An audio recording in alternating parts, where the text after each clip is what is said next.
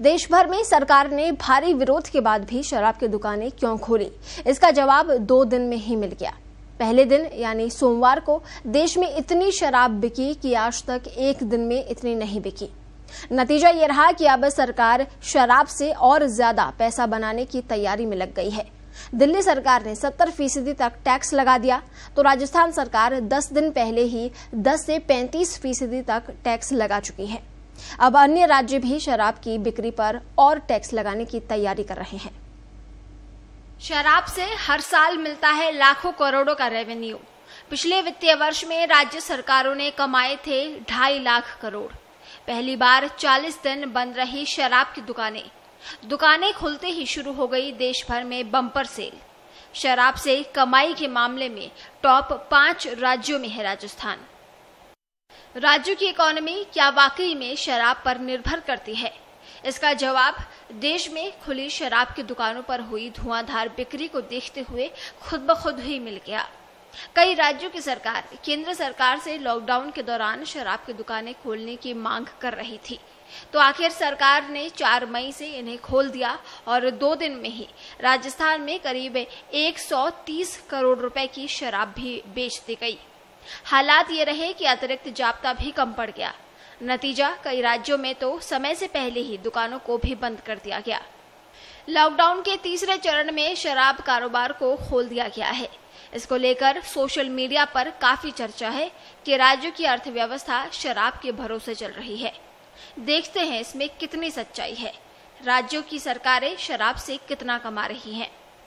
असल में राज्यों की कमाई के मुख्य स्रोत हैं राज्य जीएसटी, भू राजस्व, पेट्रोल डीजल पर लगने वाले वैट या सेल्स टैक्स, शराब पर लगने वाला एक्साइज टैक्स यानी आबकारी शुल्क राज्यों के राजस्व में एक बड़ा योगदान करता है।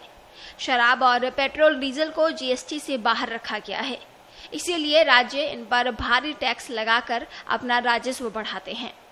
हाल में राजस्थान सरकार ने शराब पर एक्साइज टैक्स 10% बढ़ा दिया।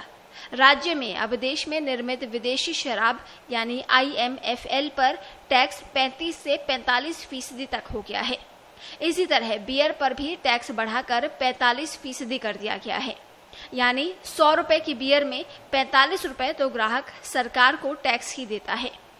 राज्यों के राजस्व का बड़ा हिस्सा शराब और पेट्रोल डीजल की बिक्री से आता है।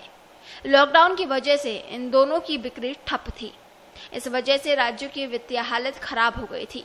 हालात ये हो गए थे कि कई राज्यों को 1.5 से 2% ज्यादा ब्याज पर कर्ज लेना पड़ा। ज्यादातर राज्यों के कुल राजस्व का 15 से 30% हिस्सा शराब से आता है। शराब की बिक्री से यूपी के कुल टैक्स राजस्व का करीब 20% हिस्सा मिलता है। उत्तराखंड में भी शराब से मिलने वाला आबकारी शुल्क कुल राजस्व का करीब 20% होता है। सभी राज्यों की बात की जाए तो पिछले वित्त वर्ष में उन्होंने कुल मिलाकर करीब 2.5 लाख करोड़ रुपए की कमाई की, यानी टैक्स राजस्व शराब बिक्री से हासिल की थी। शराब की बिक्री से वित्त वर्ष 2019-2020 में महाराष्ट्र ने 24,000 करोड़ रुपए, उत्तर प्रदेश ने 26,000 करोड़ रुपए, तेलंगाना ने 21,500 करोड़ रुपए, कर्नाटक ने 20,948 करोड़ रुपए, पश्चिम बंगाल ने 11,874 करोड़ रुपए, राजस्थान ने 7,800 करोड़ रुपए और पंजाब ने 5,600 करोड़ रुपए का राजस्व हासिल किया था। दिल्ली ने इस दौरान करीब 5,500 करोड़ रुपए का आबकारी शुल्क हासिल किया था। बिहार और गुजरात में शराब बिक्री पर प्रतिबंध लगा हुआ है, लेकिन शराब की तस्करी पूरे देश में ही चालू है। ब्यूरो रिपोर्ट, पत्रकार टीवी।